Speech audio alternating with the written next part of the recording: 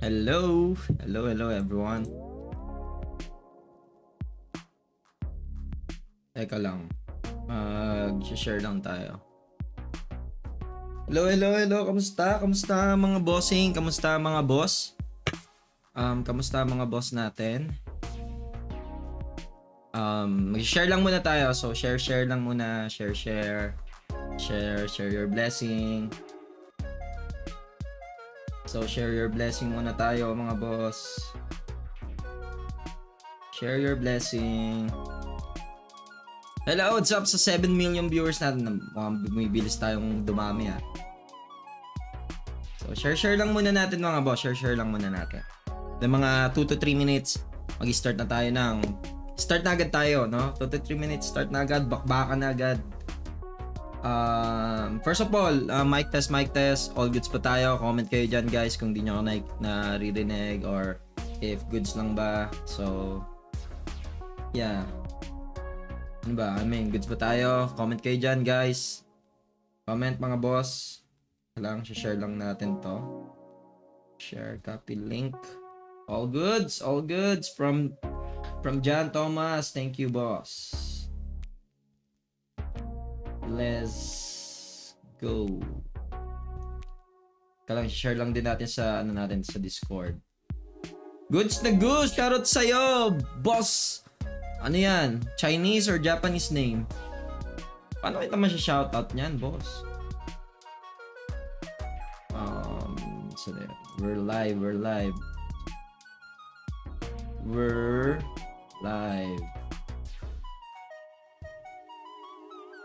Everyone.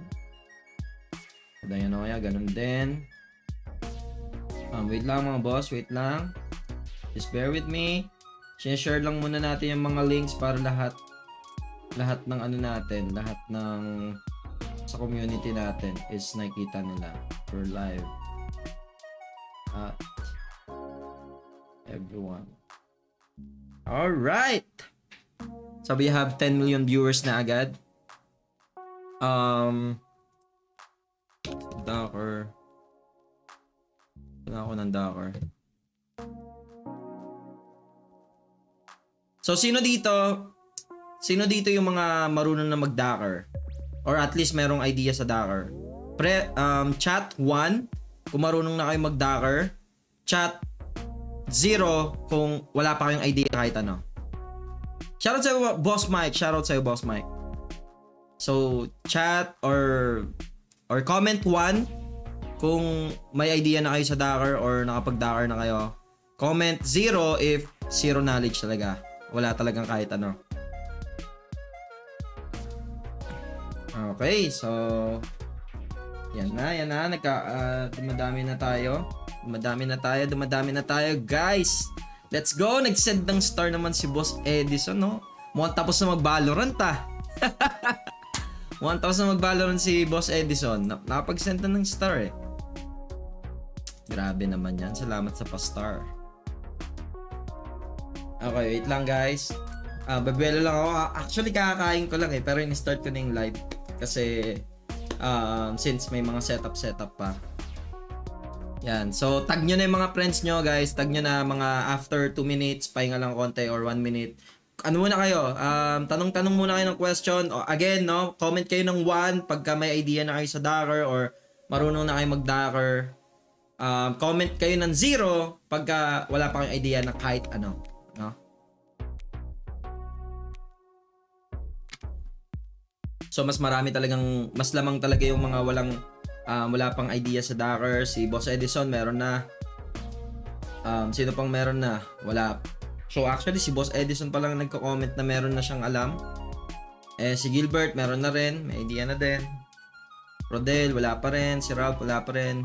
Baby One, wag matakot mag-explore. Mga 0. Alright, so okay guys. Okay, hold on. Let's do this. No, by the way, na-share nyo na ba yung live natin? Share nyo muna. Isang click lang yan mga boss. Share nyo muna. And then heart nyo na rin. Gusto nyo i-heart or i-like. It's up to you. But you can share yung stream natin para mas dumami yung matulungan natin maintindihan paano ba gamitin si Docker at saan ba dapat siya ginagamit, and is it really worth it to use Docker. Okay? So lipat natin dito para makita ng karamihan. So Docker is the number one containerization software for developers and things. So actually si Docker, no?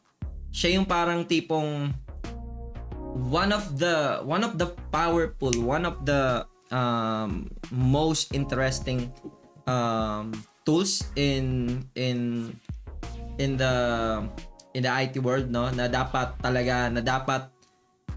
at least most of the developers, no, kailangan malaman nyo or maintindihan nyo how Docker works. Kasi yun nga, para siya yung mga tipong tool na dapat hindi pinapalagpas, no? Na dapat kailangan malaman nyo. Okay? Sabay po ako, sir. Sure. Dota. Hindi na tayo nagda-Dota. Boss Dave. Immortal ka na dyan, Boss Dave. Master, please. Okay. So, ayan. Since medyo marami-rami na tayo, no? Medyo 42 viewers na tayo, which is kinda cool. So, marami talagang gustong matuto ng Docker, no? Maraming interested. So, ano pang hinihintay natin? Let's do it! Okay, siguro gagawin natin, no? Bigay lang tayo ng overview, no? Bigay tayo ng overview. Bakit? At ano ba to, Boss Rod? May tuturo ka na naman kalokohan sa amin. Ano na naman yung Docker na yan? So, yun, bibigyan ako ng idea. Ano ba si Docker, no? Imagine niyo si Docker para lang siyang machine nyo. No, ganun lang siya. Para lang siyang machine nyo. Imagine niyo, kunyari ako, gagamit ako ng Node.js sa machine ko, sa laptop ko. Ano yung mga gagawin ko? Mag-i-install ako ng Node.js. Mag-i-install ako ng npm or pnpm or kung ano-ano pa. And then, i-start yung command. So, ganun siya, di ba? Ganun yung ginagawa natin pagka magra-run tayo ng application using our own machine, no? So, ano naman yung ginawa ni Docker? Si Docker naman, imagine niyo siya yung magiging virtual machine nyo, no? Yung para siya yung magiging isolated machine nyo. Kasi sa Docker container, kumbaga, ilalagay nyo rin doon ano yung gusto nyong OS na ilagay, ano yung gusto nyong image na gamitin, anong klaseng environment, tapos ano yung command nyo, ano yung mga kailangan nyo i-install. So, in short, ginagamit si Docker to make sure na mararun mo yung application mo in any operating system, no? So, kumbaga, kunyari, meron akong Docker file, no? Meron akong Docker na nagawa, no? For sure yun. Pagka nirun ko yung Docker na yon, mararun ko yun in any environment, no? Mararun ko yun sa Linux, mararun ko yun sa Windows, mararun ko yun sa Mac OS, mararun ko yun sa Ubuntu, and so on and so on. So that's the idea of Docker, no? Meron kang flexibility na tipong yung application mo is hindi ka natatied dun sa machine mo, no? Kumbaga, yung lahat ng dependencies mo is nilalagay mo na sa Docker so that pagka gusto mong i-run yung application mo, hindi mo kailangan na mag-download ng Node.js manually saan mo. Kasi, for example, PHP developers, yung mga PHP developer, no? PHP developer, ano yung una yung ginagawa pagka PHP developer? Mag-i-install kayo ng SAMP, no? I'm not sure kung meron pang ibang kasi SAMP lang yun na abutan ko sa PHP before. I'm not sure kung meron pang iba. Pero SAMP, di ba? Kailangan nyo yun, mag-i-install kayo sa machine nyo, SAMP. What if nasira yung machine nyo, or nagpalit kayo ng machine, no? Gagawin nyo, mag-i-install na naman kayo ng SAMP dun sa may machine nyo, and then pa isa-isa i-install nyo na naman kung ano-ano pa yung mga dependencies nyo. Unlike kung sa Docker gagawin nyo is, sa Docker file, naka-declare na lahat ng kailangan nyo gawin. Lahat ng mga requirements or lahat ng mga dependencies, sa Docker nyo ilalagay yon, no? And then ngayon, ang kailangan nyo lang i-install kung magkakaroon kayo ng different machine, no? Or kung masisira yung machine nyo, may machine na naman kayong bagong gagamitin, ang kailangan nyo lang i-install is yung Docker. Okay? Yung Docker desktop. Yun lang yung kailangan nyo install. And then, if naka-Dockerize kayo, yung mga setup nyo, yung mga SAMP or etc. No need to do that again. No need to install SAMP again. Basta Docker, and then run nyo na yung Docker, yun na yun. So, may nag-question dito, ano po yung difference between Kubernetes and Docker? Imagine niyo yung Docker, ina-isolate niya lahat ng dependency natin into one container. Okay? So parang, kasi ba't ako nagda-drawing sa kamay, no? Ba't ako nagda-drawing sa kamay? Pwede naman tayo mag-Excalidraw. Excalidraw tayo mga boss. Okay. Tanggalin muna natin yan. So for example, meron tayo dito. Lagay ko na lang no, mga dependencies. Dependencies. Okay. Ito yung dependencies natin. Ngayon, meron tayong tinatawag naman na image. No? Parang lagay natin dito sa taas na lang. Docker image. So Docker image, sa Docker image diyan na natin din nilalagay yung mga dependencies, paano natin i-run yung mga commands, paano natin i-run yung application natin and so on and so on. So mapupunta na yan sa my Docker image, okay? So kaya Docker image. And then next, ano naman yung Docker container? Ano yan, boss? Ang dami ng mga kalokohan. So kaya ako na-explain to para hindi kayo masyadong maligaw mamaya, no? Pero actually, it's very straightforward. Hindi kayo mahihirapan. Kasi marami, 'di ba? Parang yung isip nyo, yung isip is sobrang hirap ng Docker, ganito ganyan, hirap siyang malaman. Pero once you already know how it works, what is the concept, very easy na lang siya. I mean, hindi siya ganun ka-complicated. Okay? So ngayon, meron tinatawag na Docker container. So ano tong Docker container? Ang laman ng Docker container, basically, yan na yung mga Docker image. Okay? So imagine niyo lang yung Docker container, ito na yung may mga port, no? So parang ito na yung may mga saan mo niran tong Docker container? Sabi natin sa 3000. Port 3000. Yan. So yan na yung mga Docker container. Meron ka ditong select natin ulit to. Sabi natin meron ka na naman niran is 3001. Yan. So ngayon, ano yung binibuild nyo? Basically, ang binibuild nyo is yung Docker image. Sa Docker image, like dito sa graph na ginawa ko, no? Ang itsura niyan, angat ko lang konti, no? Ang itsura niyan sa Docker image, lahat ng dependencies nyo, nilalagay nyo na doon. And then yung commands, paano siya i-start? Diba? Kunyari, npm start, node index.js. Yun yun, nandoon din yun. So nagbi-build ka ba doon? pnpn build. Parang ganon. Dapat nandoon lahat yon sa image. And then, ngayon, si Docker container, siya naman yung nagra-run ng image. So, ito na yung nagkakaroon ka na ng instance ng image na yon. So, nagkaroon ka na ng instance. And then, yung question ni boss about Kubernetes, ano yung pinagkaiba niya? Imagine niyo parang nasa loob pa yan. So, parang nasa loob pa yan. And then, ito na yung Kubernetes. Okay? So, orchestration pa siya ng container. So, meaning, yung Docker image, yan yung ginagawa natin para i-consolidate lahat ng mga kailangan natin to run yung application natin. Like, mag-install ng node, mag-install ng ganito, yung blah blah blah, and kung ano-ano pa, no kailangan ng application natin. And then yung Docker container, siya naman yung nagra-run ng image na ginawa natin. And then yung Kubernetes naman, actually may tinatawag yung may mga pods ang tawag doon. May mga pods, may mga services, and di ko na matandaan yung iba, pero ang idea ng Kubernetes is orchestration pa siya nung Docker, no? So parang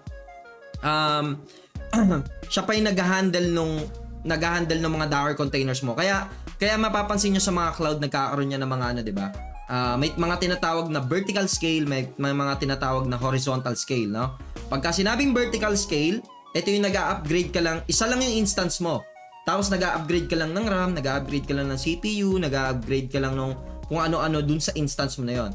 Ayun ang tinatawag na vertical scale, no? Pagka naman sinabing horizontal scale, ang nangyayari naman nun, nag-i-scale naman siya per instance, no? Kunyari, meron kang sinet na something dito sa na pagka na-hit ko na tong memory na 50% ng CPU ng instance na to, kailangan mag-create ka na ulit ng another instance. So, ayun naman tinatawag is horizontal scale, no? Horizontal naman siya, so pahaba naman yung ginagawa niya na pag ganito, no? Pahabang pag ganon. Ayun yung horizontal. Pagka vertical, meaning pinapalaki mo lang yung specs nung server mo. Okay? So, si Kubernetes, ginagamit siya dun sa horizontal scale. Ito na yung mga, di ba yung mga auto-scaling sa sa Lambda, sa kung ano-ano pang mga service. So, most commonly used to especially sa mga enterprise level application or sa mga application na merong mga auto-scaling na implementation. Okay? So, ginagamit dun si Kubernetes. Alright, but anyway, no, overview lang yon. Overview, hindi tayo mag-Kubernetes. We're only focusing on the Docker part. So, Docker fundamentals. Parang package JSON ba, sir? No, it's not. Siguro yes somehow, pero kasi package JSON dun lang yung sa application mo eh. Iba siya, yung Docker image is kasama na dun yung mga kailangan mong tools. Like, ano ba yung kailangan mo? Kailangan mo ba ng Node? Kailangan mo ba ng Apache? Kailangan mo ba ng ganito? Kailangan mo ba ng ganito? Blah, blah, blah, and so on. Alright, so let's go to the first part. Okay, let's go. Ito na yung tunay. Kumbaga parang sasabihin nyo, Boss Rod, ang dami mo nang sinasabi, no? Okay, tapos na tayo sa kwento, no? Ngayon, ang gagawin na natin is, saan pwede kumuha ng Docker certification? Not sure. Not really a fan of certification din kasi wala akong masyadong certification. So, anyway, okay, let's go with Docker na. So, Docker, so paano tayo nag-build ng Docker? Bigyan ko yung idea, no? So, I actually created a readme to see ano yung mga commands na kailangan natin malaman. So, sa Docker, meron yung tinatawag na prom. Meron niya, yung prom, yun yung magiging base image natin.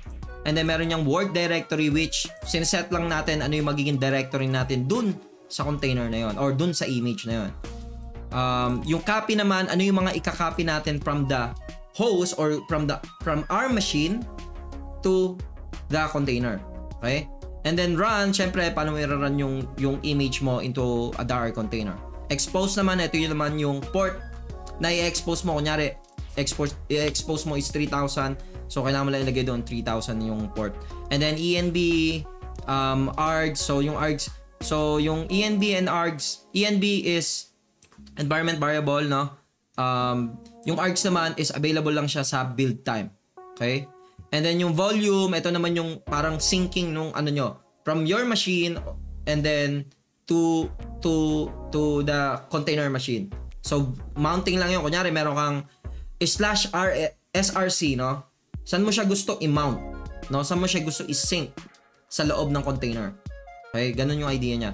And then CMD, ito yung command naman. Kunyari, mag-start ka ng PNPM start or Node.js run or something like that. And then yung entry point is somehow the same pero hindi to na-override, no?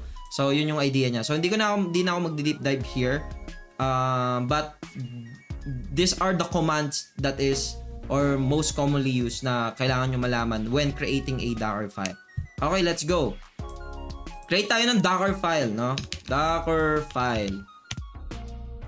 Okay, Docker file na tayo dito. Close na muna natin, no? Or actually, pwede pala tayo may bago kasi si Docker. So, si Docker, meron siyang tinatawag na Docker init. May Docker scout or something.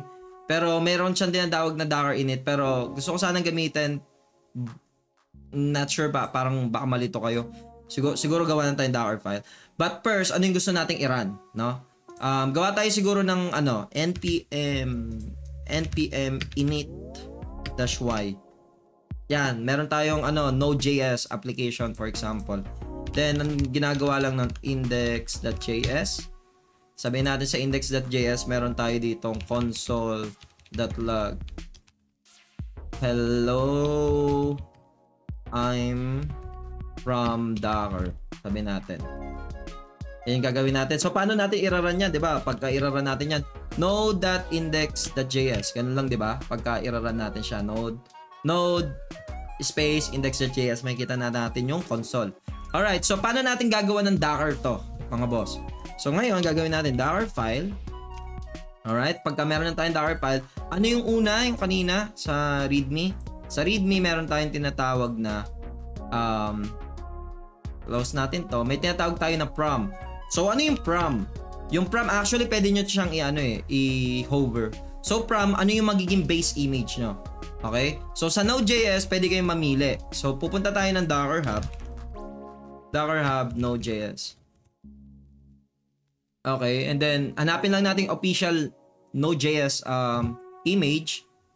So, we can either pull or something, pero what I'm always doing is sineselect ko kung ano yung parang Node version na kailangan gawin. So, for example, dito, ang gusto ko lang is 20, no? For example, 20 lang 20 Alpine gagawin natin. Pagka 20-Alpine, ito yung mga ito yung mga parang mga minimized version ng Node.js. Okay, yung mga maliit na version niya. Okay, so sabihin natin, gusto ko is Node, and then ang tag niya is Node 20 Alpine. So ayun yung version ng image ko na to. So anong next natin gagawin? Magki-create tayo ng app directory. So yung app directory, basically ang madalas kong ginagawa, pwede kayo kasing gumamit ng as. Ito naman yung mga tinatawag na build stage or something. Okay, ito yung mga tinatawag na stage. Pero hindi pa natin kailangan niya, wag na muna natin lagay, baka malito kayo. So ang next yung gagawin is kuha muna kayo ng work directory or bahala kayo anong gusto nyong work directory. So pwede kayo mag USR ganyan, depende sa inyo, pero what I'm commonly using is pagka may builder stage ako, builder yung pinapangalan ko. Pero dito, pwede naman kayo mag-app lang kung wala kayong builder. So sabihin natin sa container or sa image ko na to, yung work directory ko is app, no? Imagine niyo lang parang nagkaroon lang kayo ng app folder. Okay? Diyan nyo isa-save lahat. Okay? Ngayon, okay na yan. Lagay muna natin. Lagay tayo SRC, no? Lagay ko dito yan. Okay? SRC. And then ngayon, next nyo is copy. No? Sabihin natin dito, copy package JSON package lock. So pagka gumagamit kayo ng PNPM, so ang kailangan yung or yarn, no? Kailangan yung i-copy yung yarn lock or PNPM lock YAML, and then yung package JSON. Anong meaning nito, Boss Rod? Kinopy ko lang agad sa my app directory yung package JSON ko from my machine. That's the idea, no? From my machine, which is ito yon, yung package JSON ko, i-copy mo yung package JSON na to into my app directory. Ganun lang yung idea na to. Okay? That's the idea. So ngayon ito, kinopy niya. So nakalagay asterisk dito. Kinopy niya yung both, no, yung package JSON at saka yung package lock JSON. Okay. So ngayon kasi dito wala tayong ginagamit eh. Gawa tayo siguro ng install siguro tayo ng isang package, no. Sabihin natin tsx -d tsx pnpm -d tsx. Para lang meron tayong isang package. Yan. So meron tayong package dyan, di ba? So ngayon, ang next yung gagawin, i-install nyo na yung app dependencies. At ang galing ni Copilot, alam nyo na yung kailangan kong gawin.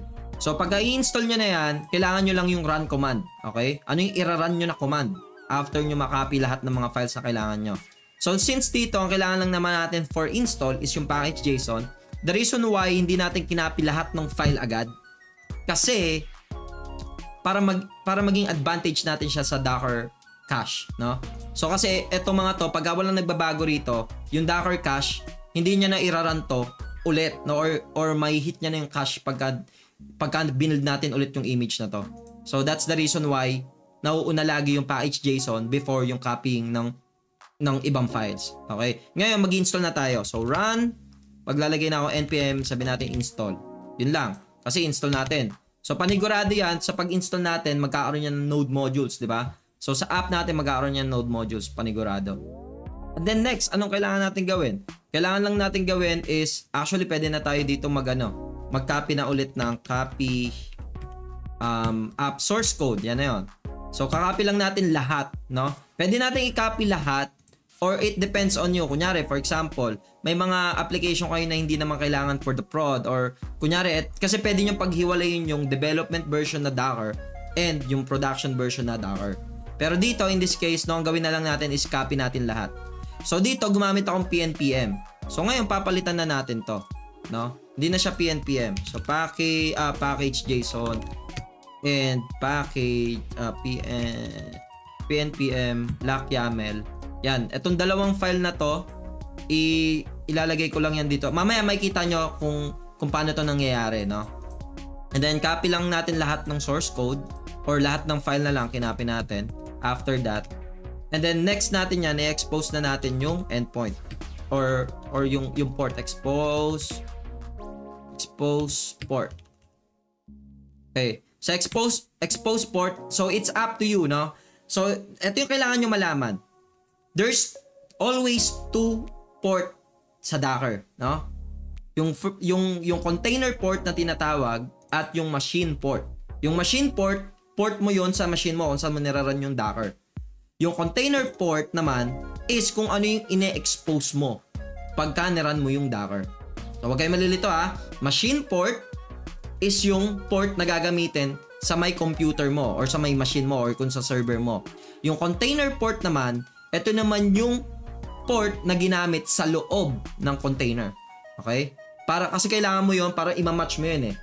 I-match mo yon sa container kung ano yung port na ginamit dun sa container. Kasi mayroon yung tinatawag na Docker host or yung daemon Docker which dun nirarun yung mga yun yung nag-handle ng mga pag-run ng container natin or ng image. Okay. So meron tayong expose 3000 and then yung pag-start na ng application natin is nasa sa atin na. Kunyari, gusto natin maglagay dito ng sabihin natin start, no? Yung start natin na to node index.js. Okay. And then Docker file, ang gagawin natin since PNPM na gamit natin, PNPM na yung gagawin natin dito. PNPM install. So ito mag-error pa to. Papakita ko sa inyo bakit mag-error to. Kasi may kulang tayo dito. PNPM, kasi nag-PNPM tayo eh. PNPM start. So, yan lang gagawin ko. So, ngayon, meron na tayong Docker. So, ito na yon kung paano natin i-run yung application natin or magagamit yung application natin using Docker. So, next, ano na yung kailangan natin gawin after this? Ang next natin kailangan gawin is i-check na ngayon yung preview. No? Paano tayo magbi-build ng container? So, first, once na meron na tayong Docker file, kailangan na natin i-build yung Docker file natin, no? So ngayon, ang gagawin ko is ito yung command, no? Docker build and then before that, no? Before kayo makapag-Docker, no, kailangan nyo muna mag-install ng Docker. Hindi ko pala nasabi, no? Kailangan nyo lang mag-install. Punta lang kayo sa Docker desktop or docker.com and then install nyo lang kung anong OS yung Docker nyo and then that's gonna be it. Okay? So ngayon, docker-t, ano yung image? Ano yung image name? Anong gusto niyo ipangalan sa image na to? For example, my test node app. Sabihin natin, ayan yung image ko. My test node app. And then yung tag, pagka wala kayo nilagay, always yan latest. Pagka wala kayo nilagay. Pero, pwede kayong maglagay niyan ng dev or staging or kung ano-anong tag. Depende sa inyo. So ngayon, ang gagawin ko dito is hindi ko na siya lalagyan ng tag, no? And then dot sa dulo. And then pagka in-enter nyo na yan, mag-i-start na yan mag-build ng Docker image natin. Kasi yung Docker file, wala pa yung image, no? Wala pang image agad yan. Kailangan pa natin siya i-build to have an image, Docker image. So yan, nakita nyo nagkaroon tayo ng error, di ba? Hindi magawa yung PNPM install kasi nga, anong kulang natin sa Docker file? Ang kulang natin sa Docker file is hindi pa natin nai-install yung PNPM. Okay? So ngayon, paano natin gagawin 'yan? So I like doing na lahat ng mga dependencies ko to run yung application or to install yung application. Gusto ko lahat ng mga kailangan ko is nasa pinakataas. Doon ko nilalagay lahat ng prerequisite, no? So ngayon, ano yung mga kailangan ko diyan? Parang run paano tayo mag-install ng PNPM? So, punta tayo dito. Docker install PNPM. Okay, kailangan lang natin i-check paano tayo nag-i-install ng PNPM dito. Mas maganda yung pinaka mabilis eh. Meron kasi masyadong maraming ginagawa. Pero dito makikita natin PNPM hindi yan. Node base slim env path hindi. Kuha tayo ng may mas simple pa diyan. Wait lang. Personal may mas simple pa diyan eh. Teka. Cat Docker file. Meron akong Docker file diyan eh. Okay. So, ang kailangan lang natin is itong part na to. So, anong ginagawa ng part na yan? Okay.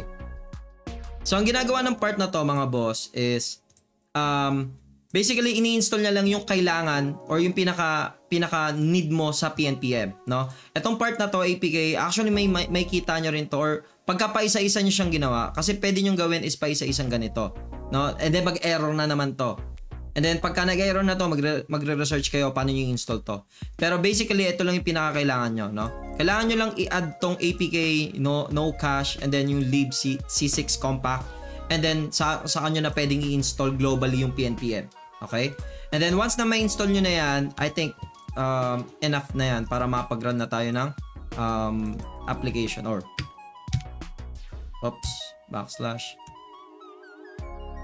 Oh, hold on. Bakit niya na ano? Ba't natatanggal niya yung backslash?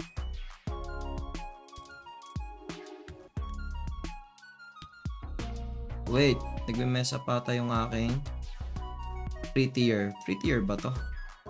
Format with Docker. Bakit natatanggal niya? Format with Docker. Save. Yan. Okay, natatanggal niya eh. Yan, okay na. So, again, no, balik tayo doon. So, meron tayo ditong APK add, no cache. Ito yung kailangan natin to install yung PNPM. Ito yung parang kailangan or yung dependencies natin. And then ngayon, kailangan lang natin install, syempre, yung PNPM. And then once na ma-install na natin lahat ng prerequisite natin, saka na tayo makakagamit ng PNPM. So, that's the idea.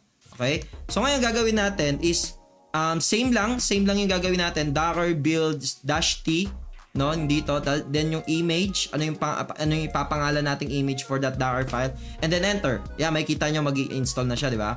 So ngayon na-install niya na, and then nag-run na yung ano natin, yung PNPM install, and then nakopy niya na lahat ng file na kailangan natin, and then that's it. Meron na tayo ngayong Docker image. So paano natin i-check yon, no? So may mga command, no, may mga command na pwede nyo gamitin, like Docker image ls ata. Ayan, Docker image ls. Makikita nyo na dito, ayan, meron na akong image na my test node app, and then ano yung tag, which is latest, like what I said, no? By default, latest yung magiging ano niyan, magiging tag niyan pag di kayo naglagay. And then ito na yung ID, and then ano yung size niya, so 189, no? Ayan na yung idea niya. So ngayon, once na meron ka ng image, ano na yung next mong gagawin? And before that, no, gusto kong pakita sa inyo, pagka nag-install kayo ng Docker, mga boss, meron yan Docker desktop na din. Unlike before walang Docker desktop. So lahat talaga ng galaw mo isa sa CLI. No, kailangan mo talaga malaman kung ano yung mga commands nila for the CLI. Pero ngayon, maswerte kayo mga boss, no, meron na silang GUI na tinatawag, no. So pagka nag-install kayo ng Docker desktop dun sa Docker website, meron na silang GUI. So, pwede na kayo dito mag-inspect ilan yung container nyo na nakarun, ilan yung container nyo na, ilan yung mga image nyo na create na, ilan yung unused, and so on. So, lahat to before, lahat yan CLI nyo lang gagawin pagka mag-inspect kayo. Ngayon, napaka-generous or napaka-lupit na ng ginawa ng Docker, no? Binigyan na tayo ng UI to easily check kung ano yung mga included dun sa image na yun. So, si Docker, isa pa, ginagamit din siya sa kung mahilig kayo mag-explore. Kunyari, gusto nyo gumamit ng different kinds of technology, mas madali kayo makakagamit nun using Docker. Okay? So, ngayon, pindutin natin to. Yan, may kita nyo lang dito is yung mga commands, no? Mga commands and so on and so on. Hindi natin makita yung file. May kita lang natin yung mga file, mga boss, pagka nirun na natin siya as container. Okay, so gawin na natin. Ang dami pang ano yun. Ang dami pa sinasabi, Boss Rod. Huwag na magpatumpik-tumpik pa. Let's go. So ngayon, irarun na natin yung Docker. So meaning, meron na tayong image, no? Meron na tayong image. Ang kailangan na natin gawin is i-run na yung image na yon. Okay, so anong gagawin natin, mga boss? Kailangan lang natin hanapin dito yung ginawa kong notes. Kasi may ligaw ako mag-notes actually, especially sa mga gantong bagay. Yan, so ang kailangan nyo lang ngayon is Docker run. Etong -d hindi nyo kailangan. Kung gusto nyo yung -d is basically is detach mode, no? Kunyari, pagka nirun nyo to is sa background siya magra-run, kumbaga, yun yung meaning ng -d. Pero kung gusto nyo is pagka in-exit nyo yung terminal nyo, may exit din yung yung in-execute nyo na Docker run, hindi nyo kailangan gumamit ng -d. Okay? So, Docker run. Hindi ako gagamit ng -d -p. Ngayon, pwedeng space, pwedeng equal. It's really up to you. Pero, what I usually do is equals. No? So, equals. Ngayon, kailangan nyo i-follow. Ano yung gusto kong gamiting port sa machine ko? So, sabihin natin, gusto kong gamitin is 3002. No? Sa machine ko yan, ha? And then, ano yung port na in-expose ko dun sa container or sa Docker file? Dito, anong in-expose ko? 3000. Okay? So, gagawin ko is 3000. Yan. So, ngayon, ano yung next? No? So, actually, ito mga to, optional yan. So, kasi ito, magra-run na to pagka in-enter ko. Pero yung name nito, random. Pero what I usually like to do is, gusto ko nilalagyan siya ng names. No? So, ang name ko dito, sabihin natin, my test node app container. Sabihin ko yan, ganyan. Ayun yung parang pangalan ng container ko, no? And then after nyan, actually, yun na yun. And then, yung pinaka-last na argument, yun na yung pangalan ng image. Ano ba yung gusto nyong image na i-run for this instance, no? So, ang gusto kong i-run dito is yung test, ang pangalan ng ang pangalan ng image ko, my test node app. Diba? Yan yung pinakapangalan ng image ko. Pagka in-enter ko yan, mga boss, dapat magra-run yan. Yan, nakikita nyo, diba? Hindi siya nag-run. Diba? Hindi siya nag-run. Kasi, may problem. Node index.js, hindi siya makita kasi cannot find module app index.js. Ngayon, gagawin natin, punta tayo dito. Makikita na ba natin yung ano nyan? Yeah, makikita na natin yung files. Punta tayo sa containers. Pagka kinlik natin yung container na nag-fail na yon, makikita na natin dito yung files. Ito yung the best The best sa Docker desktop ngayon. Or actually, matagal na rin to. Medyo matagal-tagal na rin. Pinaka-the best sa kanya before kasi parang pagka mag-inspect ako ng mga files, no? Through CLI talaga, CD, LS, ganito, ganyan. So, kailangan nyo ng basic Linux command na knowledge para makapag-inspect kayo ng mga files. Ngayon, dito sa Docker desktop, makakapag-inspect na kayo by just looking out dito sa files. Yan, ano makikita nyo sa files? Makikita nyo yung app directory na ginawa nyo. Diba? Yung ginawa natin sa image, ano yon? /app, no? So, ayan na yung nandirito sa my Docker. So, pagka inano ko yan, kinolaps ko yan, makikita nyo dyan, ano yung mga nakopy. So, nakopy niya yung lahat ng files ko, diba? May Docker file, may node modules kasi nag-install tayo, and then package.json, and so on and so on. Okay? So, ang problema daw niya is hindi niya makita yung index, no? So, ang problema natin dito, hindi niya makita yung index kasi daw dito sa may script natin nakalagay node index.js, which ang problema nito is naka-src kasi, 'di ba? Kasi nilipat natin, nag-create tayo ng src folder. So, ang kailangan lang natin gawin dito, src and then /. Okay? Yun lang ang kailangan natin gawin. And then, syempre, once na mag-change tayo dito, kailangan nating i-rebuild ulit yung image. Okay? That's the idea. So, i-rebuild ulit natin siya. Same lang ulit. Ngayon, yan. Rebuild lang natin ulit siya. So, wait lang natin ulit. Yan, papakita ko sa inyo kung bakit natin iniwalay itong part na to. Bakit natin iniwalay yan? Kasi, makikita nyo dito mga boss. Ano nakikita nyo? Yan, oh. Ang nakikita nyo dito is na-cache na yung part na to. Kasi wala namang madalas nagbabago rito. Pati sa tatlo na to, walang madalas na nagbabago dyan. Ang may madalas na nagbabago sa package.json at dun sa mga files. Diba? Kaya laging nagra-run yan.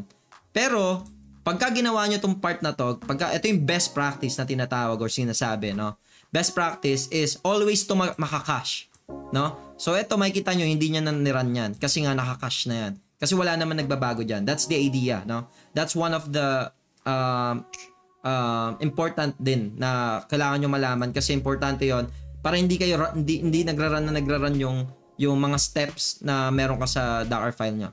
Okay, anyway, na build na natin siya. So punta tayo ngayon dito sa my image. So sa my image mapapansin nyo may maiiwan dyan na image na none, no? Ito yung none image. Ito yung bagong build. So bagong build to kasi pwede natin gawin, no? Pwede tayo ulit mag-build, no? Pwede tayo mag-build niyan, sabihin ko may dev akong version. may dev akong server, no? Pwede nyo build yon, tapos nagdedepende lang yun sa ENB. Pwede nyo gawin yon. So makikita nyo dito, meron na akong dalawang image, no? May test node app and then may test node app. Ang mga difference lang niya is may dev tag to, ito latest. Okay, ngayon ito hindi na to ginagamit, pero before natin ma-delete yan, kailangan muna natin delete yung container. No, delete natin yung container, delete natin tong non-image na to. Alright. So ngayon gagawin natin is punta tayo dito, i-run natin ulit yung application natin. So, ganun ulit, sa 3002 ko siya na port ng machine ko, and then 3000 yung in-expose dun sa container port. And then, in-enter ko yan mga boss, dapat magra-run na yan. Ayan, ano nakita nyo? Nag-run na siya. Ang run niya is, hello, I'm from Docker. That's it. Diba? Meaning, nagra-run na yung application natin. I mean, in the Docker. So, ganun lang siya. I mean, there's no complicated part sa Docker. Siguro magiging complicated part sa Docker is kailangan nyo ma-understand ano yung mga prerequisite paano mag-run. So basically, ano ba yung prerequisite natin to run this application? Since gumagamit tayo ng PNPM, kailangan ko i-install yung PNPM. So kung PHP kayo, no? Kung PHP kayo, pagka PHP, ano yung kailangan nyo i-run? Diba? Kunyari sa machine nyo, nag-install kayo ng SAMP. So for sure, no? For sure, kailangan nyo mag-install ng SAMP muna rito sa taas. No? Kailangan nyo mag-install ng SAMP, tapos kung ano-ano pang mga kailangan nyo for PHP, and then saka nyo lang magagamit yung PHP, no? Saka nyo lang mararan yung PHP. Ganun yung idea. Ngayon, meron na tayong application dito. Ang gagawin natin is, gawin natin siya nodemon kasi nag-ano na agad siya, nag-off na agad siya. So parang gawin natin nodemon, no? Nodemon, yan parang ganyan. Nodemon. Actually nodemon kasi mag-ano na naman mag-i-start na naman yan maghanap ng nodemon pag ginawa natin yan. Pero anyway, ito muna yung gagawin natin. So meron na tayong idea, no? So ngayon, since may idea na tayo, nag-run na tong ano natin, container natin. Since nag-exit na rin siya, kasi nga wala naman tayong dev or nagra-run ng detach mode or something, or hindi naman to API or something para mag-retain siya, no? So ngayon, eto na. Meron na tayong dalawang image. So siguro ang gusto kong gawin, siguro ang gusto kong pakita sa inyo, yung existing na application na ginagamit na for production din. So eto, meron na tayong ditong readme, meron na rin tayong part. So ang kailangan nyo lang, again, no, magkaroon muna tayo ng summary, no? Summary sa Docker, ang kailangan nyo lang is magkaroon kayo ng from, ano yung node, ano yung image na gagamitin nyo. Is it gonna be Ubuntu, Ubuntu, marami yan Ubuntu, Redis, or MySQL, or something. So depende sa inyo kung ano yung gusto nyong gamitin, or depende kung ano yung kailangan ng application nyo. And then ngayon, kailangan nyo i-install yung mga prerequisite using run command. And then syempre kailangan nyo rin ng directory, kasi kailangan nyo ng directory na meaning doon nyo isa-save yung mga file nyo, like yung package.json or yung mga source code nyo and so on. Tapos install, and then copy. Actually, di ba may mga build? So pupunta tayo mamaya sa may mga build. Ito na yon. So ganyan lang kadali. And then yung CMD nyo and so on. So may next pa dyan actually. May ano pa yan may Docker Compose pa na tinatawag, no? Ayun yung medyo siguro another live na yon. Yung Docker Compose, ayun naman yung parang medyo mas okay na idea na malaman naman. I mean, parang ano siya, advanced naman siya ni Docker. So instead na nasa Docker lahat, like yung mga port, yung ENB or something, instead na sa command nyo lagi ginagawa yung mga bagay na yon, yung mga command nyo na to na run -d -p or something, sa Docker Compose pwede nyo nang ilatag yun ng isahan, and then i-look up nyo lang yung Docker file nyo, and then Docker Compose app, that's gonna be it. So hindi nyo na kailangan mag Docker -p -d tapos ano nyo pa sa CLI nyo yung machine port and so on. Sa Docker Compose naka-declare na yon. So papakita ko sa inyo mamaya. Alright, anyway, any question before tayo mag-move dun sa pang production grade na Docker file?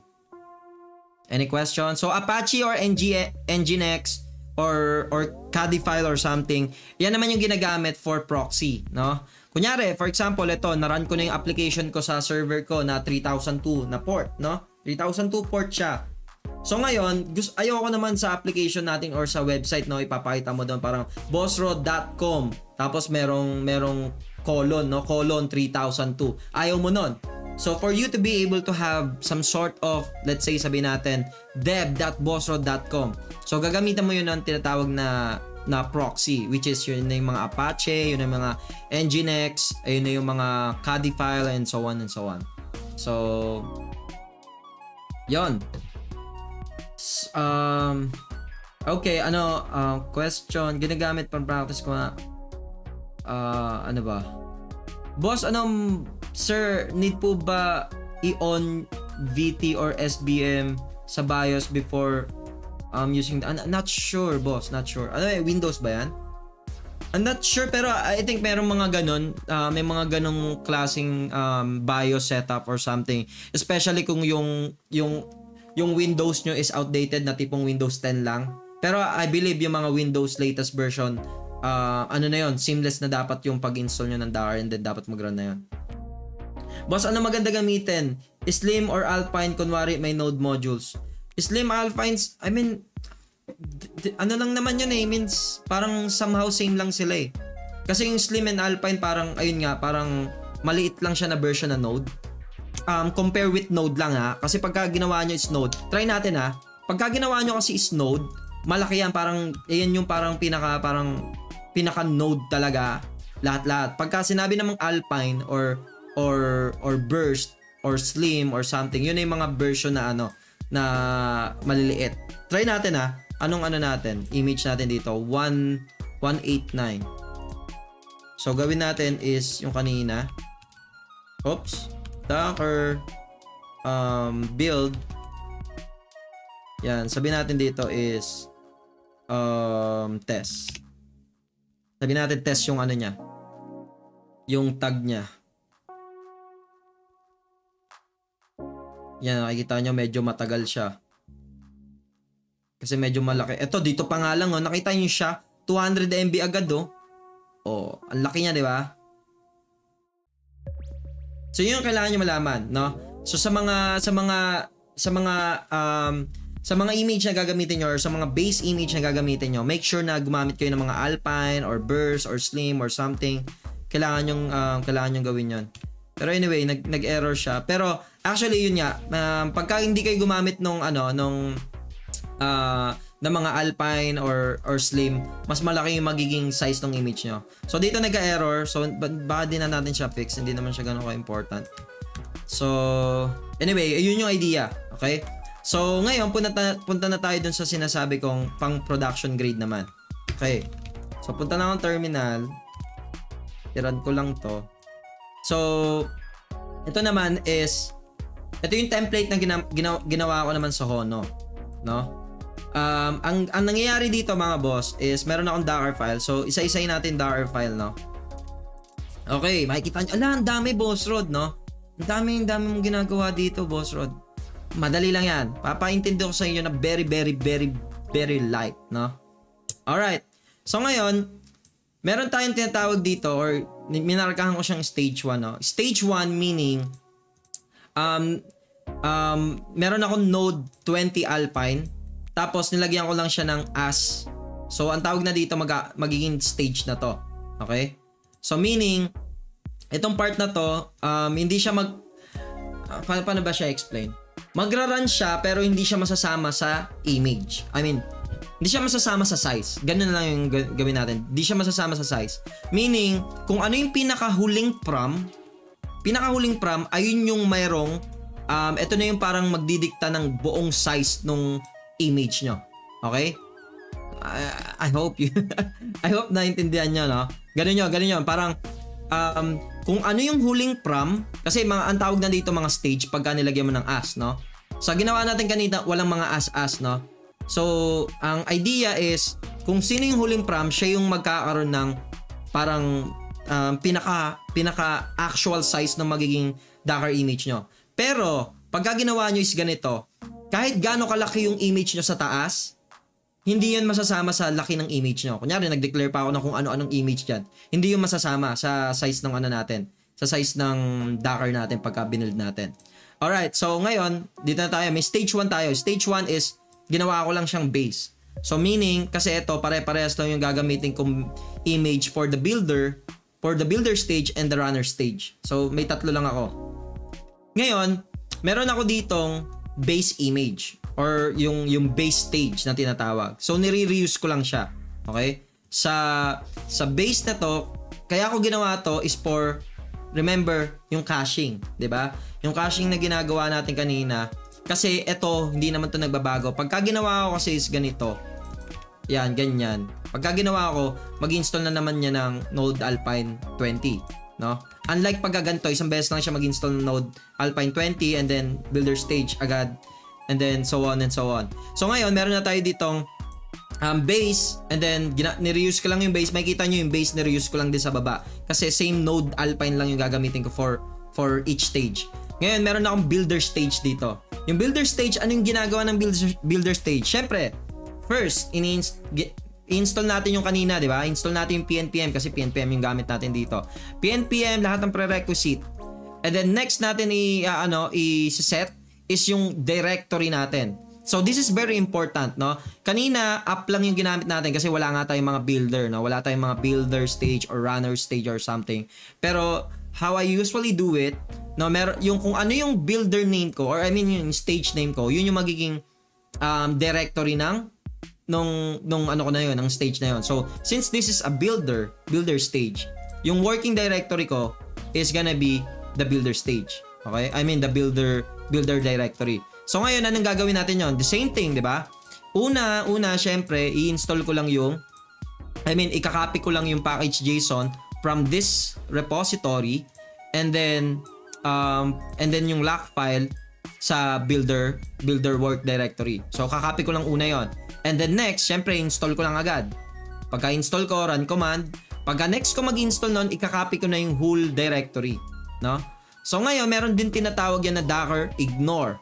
No? Kasi pagka ginawa nyo is like this, no? Dot meaning lahat ng kung anong meron ka sa repository, i-copy nyo yon. So kung meron kang node modules, meron kang build, meron kang database, and kung ano-ano pa, i-copy nyo yon. Which hindi mo naman kailangan yun sa pinaka-application mo. Kaya meron tinatawag na Docker ignore. So it's actually the same thing with the ESLint ignore or PTR ignore na tipong ini-ignore mo lang pagka hindi ko naman kailangan i-copy tong node modules kasi binibuild ko na yun dun sa builder stage, yung build din, yung coverage, yung database, or kung ano-ano pa, hindi ko kailangan yan. Okay? So ngayon, balik tayo dito. Meron na ako ngayong base runner. Pagkatapos natin ma-copy lahat nung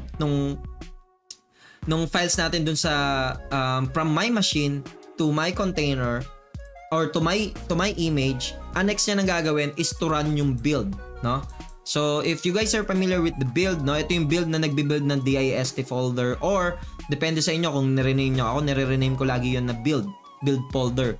So itong build folder, ito na yung parang build na siya, hindi na siya TypeScript, no? Naka JavaScript na siya na naka-compress or something. Okay? Tapos ito na yung nirarun ko sa application.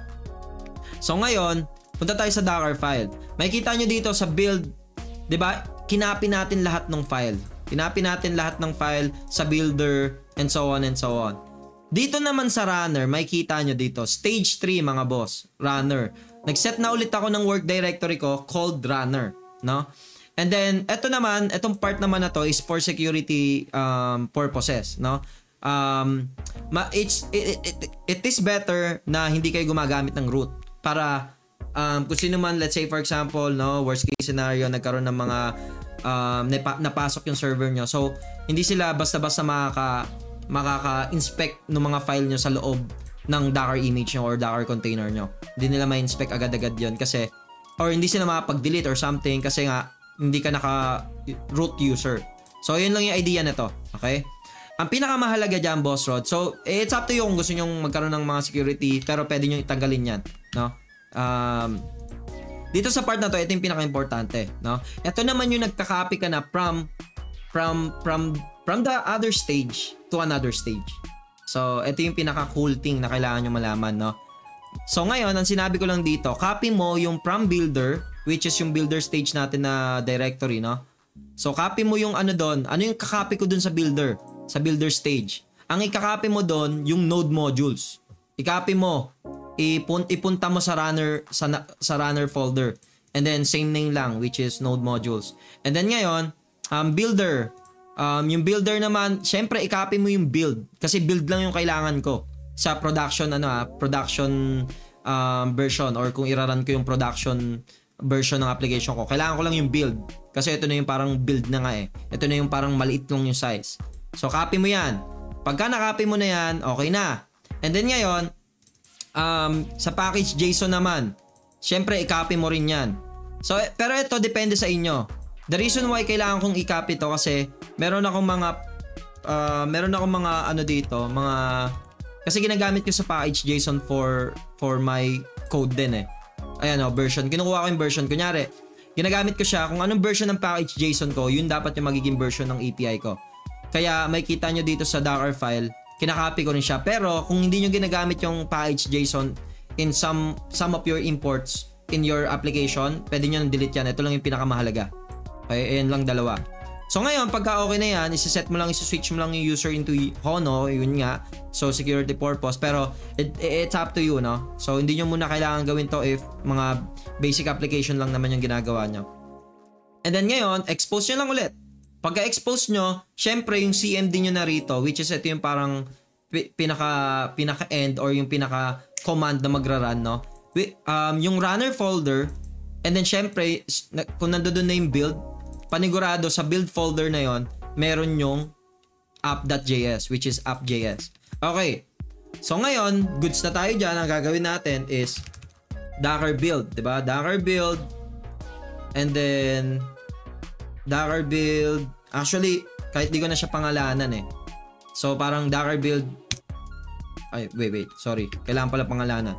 Docker build, sabihin natin my template. Ano ba to? Ano ba pangalan? Template Hono test na lang sabihin natin. Test. Yan.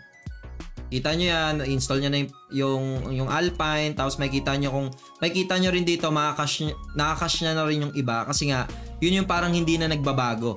Or hindi na siya nag-change, no? So makikita nyo dito, nag-run yung builder stage. Yan yung may mga pangalan siya, diba? Builder stage, runner stage as well. And so on. So ngayon, pagka niran nyo yan, or pagka chinek nyo yan, meron na tayong Hono test ito. Ano nakikita nyo? Sobrang liit ng size niya. 22915, no? 22915 yung pinaka-size niya. So ang gagawin ko ngayon mga boss, ano natin siya, yung parang hindi natin gagawin yung ganitong version, no? Or actually, lumiit din siya dahil din sa prune na to. Okay? If you're familiar, no, kung alam niyo yung ginawa kong live about sa Hono, no? Etong prune na to, tinatanggal niya lahat ng dev dependencies. Kaya mas maliit yung package or mas maliit yung node modules. Pero pagka tinanggal ko yan, mga boss, tanggalin natin ha. Tatanggalin ko yan. Tapos i-ano ulit natin yan. I-build natin ulit sa Hono test. May kita nyo yung difference.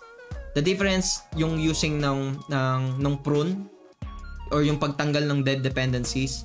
Yan, nakita nyo dito. Asa na yun? My node. Asa na yun? My node. Test. Ayan, makita nyo dito. Template Hono test. Diba? Ito yung template Hono test natin. Yung template Hono test natin, naging 300 na siya.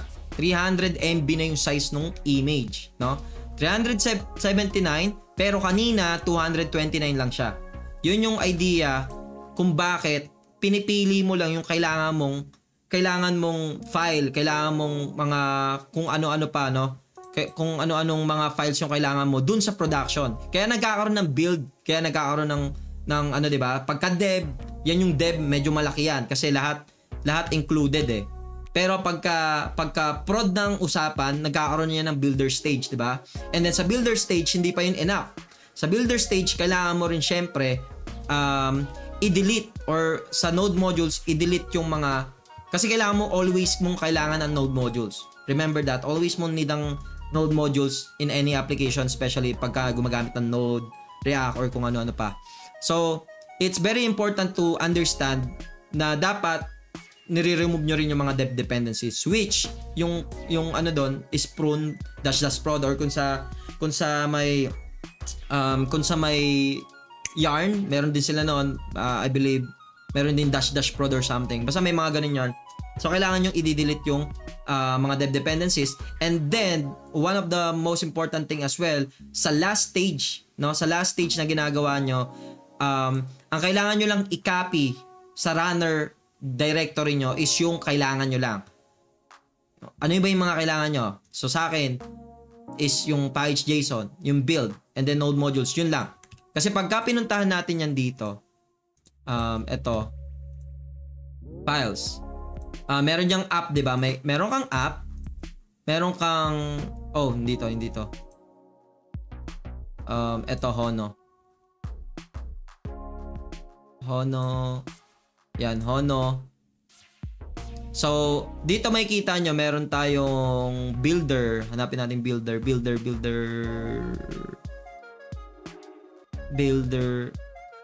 Hindi nga pala masasama, sorry. So, ayan, makikita nyo dito, runner na lang siya. Okay? Yung application natin dito, runner na lang. So, sa runner, meron tayong build na folder, which is yung app.js.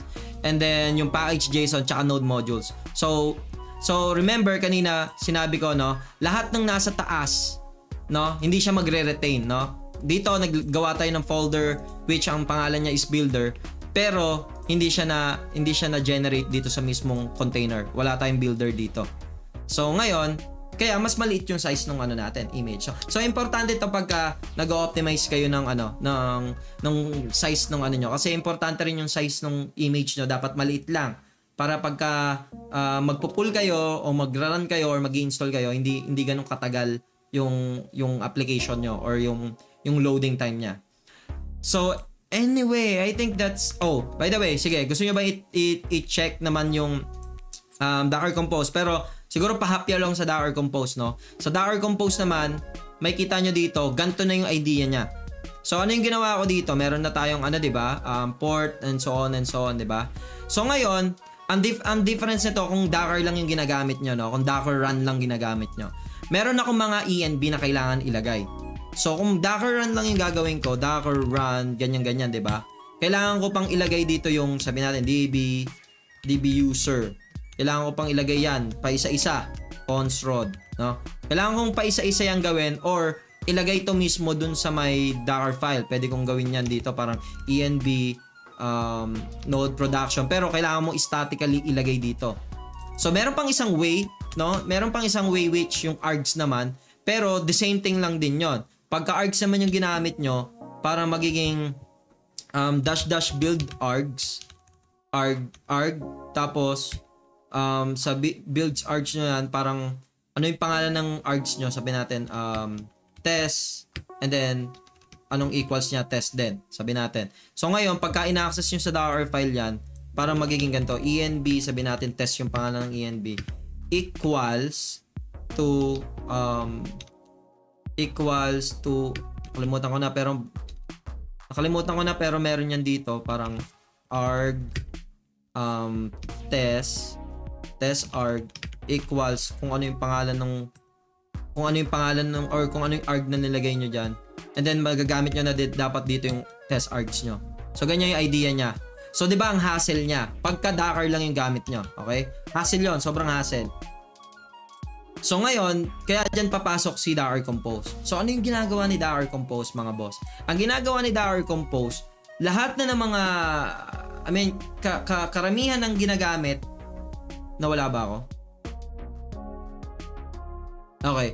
So ang ginagawa ni Docker Compose, karamihan ng ginagamit or ginagawa ni Docker Compose is lahat na nasa Docker run nyo, which yung mga build arg, environment variables, and so on, pwede nyo nang i-declare directly sa Docker Compose, no? Sa Docker Compose, nakikita nyo dito, sa build, ang context niya is dot, yung kanina, di ba? Parang Docker build dot, di ba? Ayan yung context, dot. And then yung Docker file, which is itututok nyo lang dito yan, so kung ano yung Docker file nyo. Kasi possible yan magkaroon yan ng mga Docker file kung ano-ano, Docker file pro, Docker file test, Docker file dev, and so on and so on. Pwede yan. Kaya dito sa Docker file na to, pwede nyo i-declare dito kung ano yung path ng Docker na gusto nyo itutok. And then, And then second is yung port, no? Yung port, 'di ba yung kanina? Parang magda-docker run tayo. Docker run -p, 'di ba? -p. So 3002 and then 3000. So dito ganito nyo lang siya gagawin. So docker 3000 and then ngayon sa .env nyo, kayo na yung magde-declare. So nilagay ko dito is 3001 sa app port. Kaya ang makukuha nito is 3001. So parang ang idea niyan is magiging 3001 yan. Okay? So ngayon sa environment variables naman, kung ano lang yung kailangan ko sa environment variables, which ang kailangan ko lang naman sa environment variables ko is yung db URL ng .env. Itong db URL at saka yung basta dalawang db URL, test and db URL. Yun lang yung kailangan ko. Kaya pagkatingin nyo dito sa Docker Compose ko, dalawa lang. Pero kung kailangan ko pa yung db port, sabihin natin db port, kailangan ko pa yan, idadagdag ko lang yan ng ganito. So ganun siya sa Docker Compose. Okay? So paano naman, Boss Rod, pag i-run mo yan? Docker Compose app mo lang. Docker Compose app. So pag ang pangalan ng Docker Compose nyo is docker-compose.yaml, pwede nyo Docker Compose app. Pero kung iba yung pangalan niya, gagamit kayo ng -f. So -f, dito meron akong example. Yan, -f, tapos ano yung pangalan ng Docker Compose nyo or saan nakalagay yung Docker Compose. Docker Compose .yaml, for example. Yan na lang, Docker Compose YAML. So magra-run din to, no? And then app. So pagka ni-run ko yan, dapat magpakita na dyan yung Hono API ko. Yan. So nakikita nyo, app listening on port 3000 dun sa may container. Pero since ang dineclare ko dito sa app port ko is 3001, dapat ma-access ko yan via localhost 3001. And then voila, meron na akong application or prod version application using Docker and Docker Compose. And then yan, nakikita nyo na ito na yung application. So yan, thank you sa mga nagsisend ng star. Thank you, Boss Jay, sa pag-support. And any question, guys, I think that's it, no? So siguro sa next session natin about Docker, tatakil naman natin yung Docker Compose. Kasi yung Docker Compose is one of the best thing na kailangan nyo ring matutunan pagdating sa Docker, no? Kailangan nyo siya malaman in a sense na si Docker Compose kasi is pwede kayong gumamit ng different kinds of databases or kung ano-anong image, 'di ba? So for example lang, dito sa part na to, papakita ko sa inyo, dito sa part na to, meron akong Docker DB, 'di ba? So nakapag-run ako sa isang Docker Compose, pwede ako makapag-run ng multiple image ng isang command lang. So that's the idea of Docker Compose. Unlike pagka Docker run lang, 'di ba? Pagka Docker run lang, paisa-isa mo i-run yung image mo. Pagka Docker Compose, in just one command, pwede kang mag-run ng multiple image kung anong gusto mong image. So dito, nag-run ako ng PG, nag-run ako ng test, Postgre na naman, and then PG admin. So kung gusto niyo, kung gumagamit kayo ng MySQL, pwede kayong gumamit din ng MySQL. Pagka nagra-run kayo ng Redis, ng MongoDB, so add nyo lang dito yung image. Ganun na yun. Magra-run na yun ng kusa, and then pwede na kayong mag-explore, no? Pwede na kayong mag-check nung kung ano-anong klaseng libraries like Redis, Elasticsearch, kung ano-ano pa. Marami yan eh. So kung gusto niyo mag-explore ng mga bagay-bagay and then gusto niyo i-check din yung mga loob ng mga files nila, kayang-kaya niyo yun basta ma-run niyo lang yung container. Okay? That's the beautiful part of using Docker Compose and Docker. And yun, Boss Rod, may tanong ako, bakit Node yung ginamit mo? Okay, sige. Bakit Node hindi NPM? Okay. So the idea is, 'di ba nag-build ako ng application? Pagka ang ginagamit ko is TSC Watch or sabi natin NPM or PNPM dev, no? So kung ang gamit ko is ganito, or kasi dev to TypeScript pa to TypeScript pa yung part na yan. Pero pagka build na kasi ang usapan, JS na lang to, no? So ayaw mo naman kasing sa prod kasi gusto mo pagka nirun mo yung application, dapat hindi na yan magre-run ulit. Kasi pagka nag-change ka ng code, dapat hindi yan magre-run kasi nga ano na yan eh. At saka ang nirarun mo diyan is yung build. Okay? Itong build na to. Pero kung ang question mo is like dito, no? Since meron na tayong dito, meron kasi tayong part dito na start, which is ang kinukuha niya is directory build app, which is hindi to pang Docker version. Ito yung mga pang PNP PM2 version or just do PNPM start or node or something. Ayun yung version na yan. Pero pagka dating na kasi sa Docker file, nag-iiba kasi yung ano ba yan eh, 'di ba? Nag-iiba yung mga name ng folder mo. Kaya instead na PNPM start, no, which pwede naman to PNPM start, pwede naman yan, pero kailangan mong baguhin yung dito, itututok mo sa runner build app, no, which I think it's not really necessary. So it's up to you. I mean, I think pagka sa mga ganyang topic, it's really subjective. It really depends on your preference. But I do prepare like this kasi madalas sa mga Docker file is nag-iiba yung pangalan ng folder. Or possible magkaroon ka pa ng mga, 'di ba nga yung iba doon, iba ganito sila magano eh, USR tapos SRC. Minsan ganyan yung iba. Pero ako kasi simpleng tao lang ako. Simpleng dev lang ako. Gusto ko kung ano yung pangalan ng stage ko. Yun yung pangalan ng working directory. It's so easy for me to understand how it really works, no? Or kung saan ko gustong i-point yung mga bagay-bagay. Kunyari, from builder stage, lagay mo siya sa runner stage, builder stage, runner stage. Paano kung nagkaroon na pa ako ng maraming stage diyan, 'di ba? Pagka nagkaroon pa ako ng maraming stage diyan, so parang papalit-palitan ko lang yung pangalan ng stage dito. So ganun ko siya nakikita. So I want to make sure na if I change one thing, magkakascade na siya. So yan. Boss, API po ba yung application? Yes, API ito, boss. And then pagka mga React, it's somehow the same, no? Pagka React, kailangan nyo rin ng builder. Kailangan nyo ng builder and kailangan nyo ng runner. Pagka React, kasi i-build nyo yung application nyo na React or Vue or Angular and then i-run nyo yung build folder. Ganun pagka sa production naman. Pero pagka gusto nyo, no, for example lang, no, pagka gusto nyo is gagamitin nyo si Docker for development, pwede rin yun. Pero ang pinaka-idea na pagka-development is, kunyari kakopy ko to, no, gagawa ko dito, sabihin natin, Docker file .local, sabihin natin, Docker file .local. So ngayon gagawin ko dito is parang, ang gagawin ko na dyan, parang pnpm dev, and then, okay lang yan. Tapos wala na ako nito. Wala na ako ng mga bagay na yan.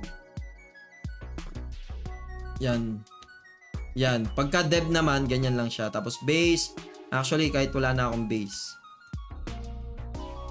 Yan, pagka dev version, kailangan nyo lang gawin to. So parang ang gagawin nyo is, sabihin natin app na lang yan. Tapos, yan na yun.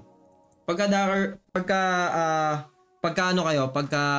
dev version, so parang wala kayong masyadong stage and then straightforward lang, copy everything and so on. And then, ang kailangan nyo pa, last link kailangan nyo dito, volume. Bakit kailangan nyo ng volume? Kasi kailangan nyo i-mount yung node modules,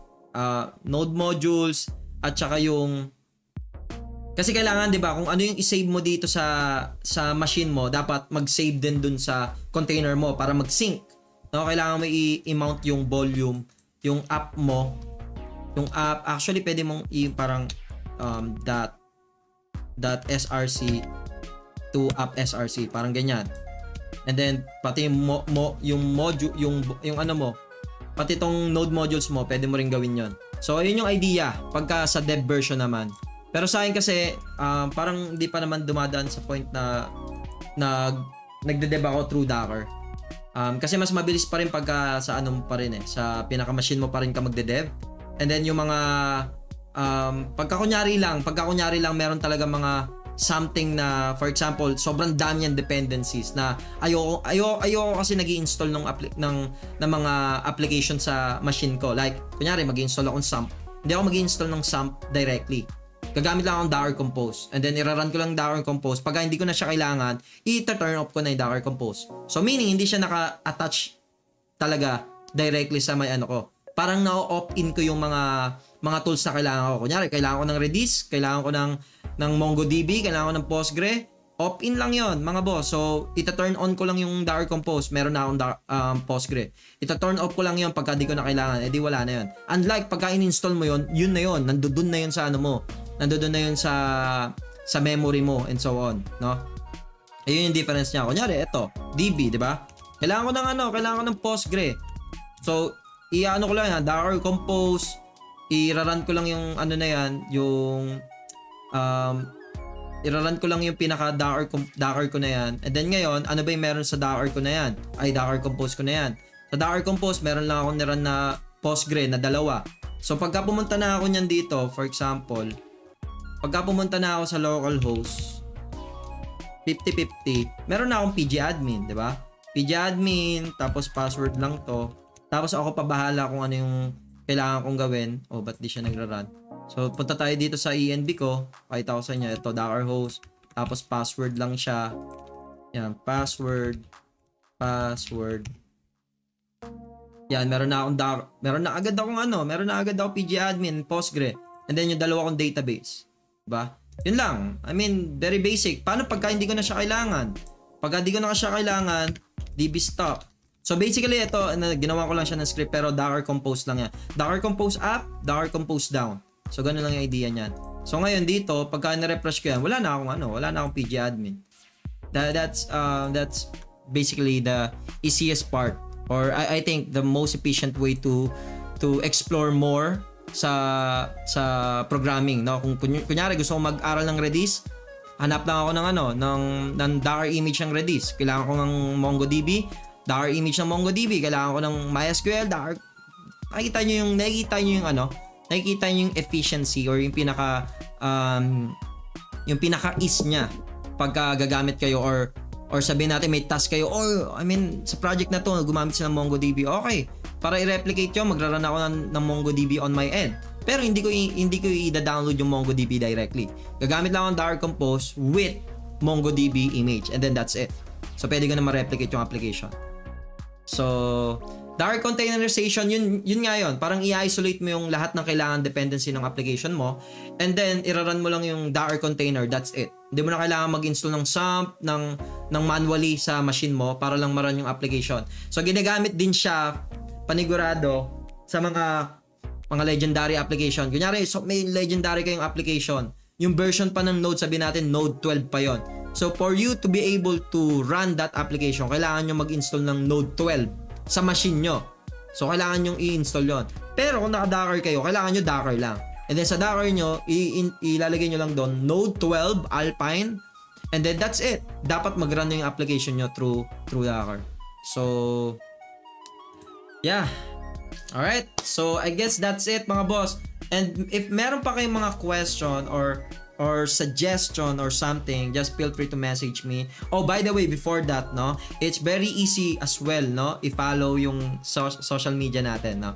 So click nyo lang yung natin, subscribe, follow, and then that's it, no. So yun na yung parang kung gusto nyo akong tulungan, kung gusto nyo akong support, that's the only thing that you need to do. Alright, so next natin na session, I guess it's pwede tayong mag-Docker Compose. So tuturuan ko kayo how to utilize yung Docker Compose para mas mapabilis yung mas mapabilis yung upskill nyo or mas mapabilis yung mga R&Ds or pag-develop nyo ng application through different kinds of technology. Alright, and yeah, I mean I'm happy to help you guys to improve, no? So kung kumbaga kung gusto nyong mas maging masurpass yung kung anong meron ako ngayon, just continue upskilling mga boss. And I will be happy, no, kung marami sa inyo yung maging mas successful because of me, no? I mean, I don't mind kung maging mas magaling kayo sa akin. It's a good thing, no? So you can just shout out me or something if naging very successful na kayo in life or in programming, no. So I will try my best to create more contents to help you guys to improve or to become more professional in programming. So yeah. That's it, no? Medyo dami kong sinasabi, Boss Rod. May pupuntahan pa rin kasi ako. So may susunduin pa ako. So see you on the next session. Alright, sounds good, guys. Thank you sa pag-support, thank you sa pag-stay sa channel, and see you on the next one.